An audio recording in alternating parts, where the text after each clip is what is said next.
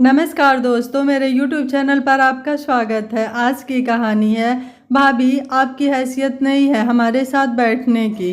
अरे वाह छोटी भाभी, ये लकदक कांजीवरम की स्टाइलिश इतनी महंगी साड़ी, जड़ाऊ गहने, आपको तो हुलिया ही बदल गया। वाह भाभी वाह, आपके तो बस मौज ही मौज है। भैया के साथ साथ तीनों बेटे जमकर मलाई काट रहे हैं। आपकी तो पांचों की पांचों उंगलियां घी में है। छोटी ननद कनिका सुमित्रा को ऊपर से लेकर नीचे तक निहारते हुए बोली। सुमित्रा की जेठानी के बेटे के तिलक का उत्सव था, उसी में सब इकट्ठा हुए थे। सुमित्रा की आंखों में आंसू झिलमिलाने लगे। बड़ी मुश्किलों से इस सम्मान को पा पाई थी। आज छोटी ननद खुद पास आकर हुलस कर बोली थी, वरना तो दोनों नंदे और दोनों जेठानियों के बीच में उसका या उसके परिवार का कोई सम्मान ही नहीं था। जहाँ सबकी सब आपस में बैठकर गपशप करती, वहीं सुमित्रा की अनदेखी करते हुए कभी अपनी बातचीत में नहीं शामिल करती। सुमित्रा समझती सब कुछ थी, लेकिन कहती कुछ नहीं थी। लेकिन वो अच्छी तरह से जानती थी कि उसकी जेठानियाँ और नंदे उसको अपने स्टैंडर्ड का नहीं समझती हैं।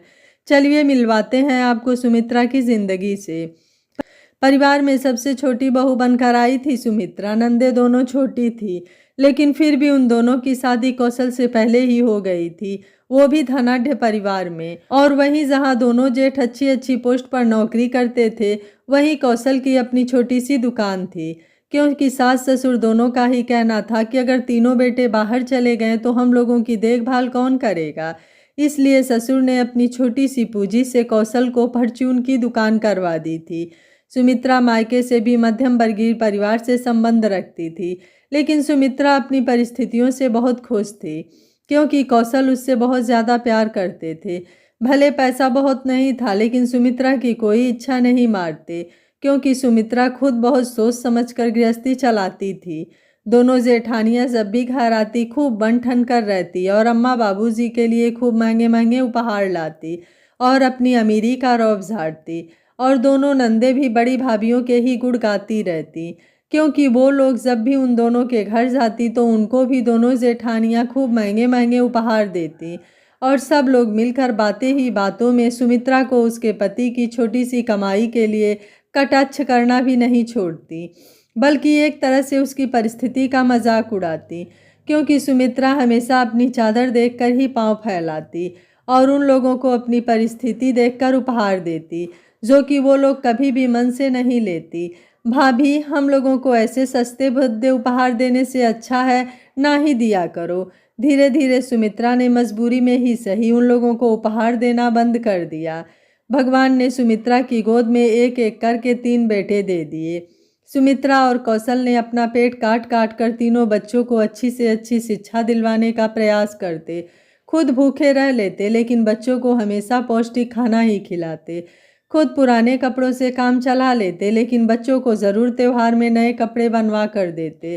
धीरे धीरे बच्चे भी समझदार हो गए और वो अपनी समझदारी दिखाते हुए हर परिस्थिति को संभालने लगे। सुमित्रा पढ़ी लिखी थी, तो बच्चों को ट्यूशन के बजाय खुद बैठकर पढ़ाती। बस उसकी ज़िंदगी का एक ही लक्ष्य था कि कैसे भी करके बच्चे अच्छी तरह पढ़ लिख जाएं। ईश्वर की कृपा ऐसी रही कि तीनों बच्चों को उनकी मेधावी होने के कारण स्कूल से स्कॉलरशिप मिलने लगी और फिर बैंक से लोन लेकर बड़ा वैसा इंजीनियरिंग की पढ़ाई करके सॉफ्टवेयर इंजीनियर बन गया। और धीरे धीरे उसने अपने घर की सारी परिस्थितियों को संभाल लिया। समय सबका बदलता है और आज सुमित्रा के तीनों बेटे इंजीनियर बन गए। परिस्थितियां सदैव एक सी नहीं रहती, कहते हैं ना कि घूरे के दिन भी बदलते हैं।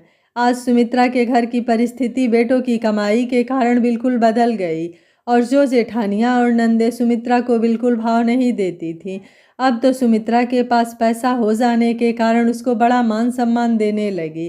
कहाँ खो गई मेरी प्यारी भाभी? अचानक पहली बार ननद की इतनी मधुर आवाज़ अपने लिए सुनकर सुमित्रा जैसे नींद से जाग पड़ी। जी जी, सब ईश्वर की मेहरबानी है, धैर्य का फल सदैव मीठा होता है। लेकिन जीजी, ना मुझे तब अपनी कम कमाई का अफसोस था और ना आज मुझे सब कुछ होने का अहंकार है। मैं तब भी बहुत खुश थी और आज भी बहुत खुश हूँ। हाँ, एक बात समझ में ज़रूर आ गई कि दुनिया में रिश्तों से ज़्यादा रुपए पैसों का मोल होता है, क्योंकि आज जब हमारे पास पैसा हो गया तो सबको रिश्ते नाते नज़र आने लगे और अब तो सबकी नजरें भी हम लोगों की तरफ बदल गई हैं। जी जी, माना कि आईने बीता हुआ वक्त नहीं बताते। जी जी, आप लोग वो वक्त भूल गई, लेकिन मुझे आज भी सब कुछ याद है कि कैसे एक एक पैसे के लिए हम लोगों ने संघर्ष किया है। और जी जी, ये मुकाम बहुत आसानी से नहीं हासिल हुआ हम लोगों को। इसके लिए आपके भैया और मैंने बहुत तपस्या की है, तब जाकर आज बच्चे इस जगह पर पहुँचे हैं। आज उन बच्चों की कमाई सबको दिखाई देने लगी, लेकिन उसके पीछे उनकी कड़ी मेहनत किसी को नजर नहीं आई। आज भी याद आता है वो समय कि कैसे अपने ही लोग बाग मुंह फेर लेते थे कि कहीं ज़रूरत के समय हम लोग उनसे रुपयों पैसों की मांग न कर बैठे। जीजी भूलता कुछ नहीं, बस व्यक्ति संबंध खराब ना हो इसलिए चुप्पी साध लेता है। बरसों से चुप सुमित्रा आज चुप नहीं रह पाई। वहां बैठी सभी लोग सुमित्रा का चेहरा निहार रहे थे और आज सुमित्रा के दिल से बहुत बड़ा बोझ हट गया था। दोस्तों, समय किसी का एक जैसा नहीं रहता है, लेकिन अपनों के द्वारा किया गया कोई भी व्यवहार अंदर तक आहत कर जाता है। बुरे समय में ही अपने और पराये की पहचान होती है। लेकिन यह भी सच है कि आजकल हैसियत देखकर रिश्तेदारी निभाने का चलन हो गया है। यह कहानी आपको कैसी लगी, आप मुझे अपनी राय कमेंट बॉक्स में ज़रूर दीजिएगा। वीडियो पसंद आया है तो वीडियो को लाइक शेयर एंड चैनल को सब्सक्राइब कर लीजिएगा। Thank you for watching. मिलते हैं अगली कहानी में।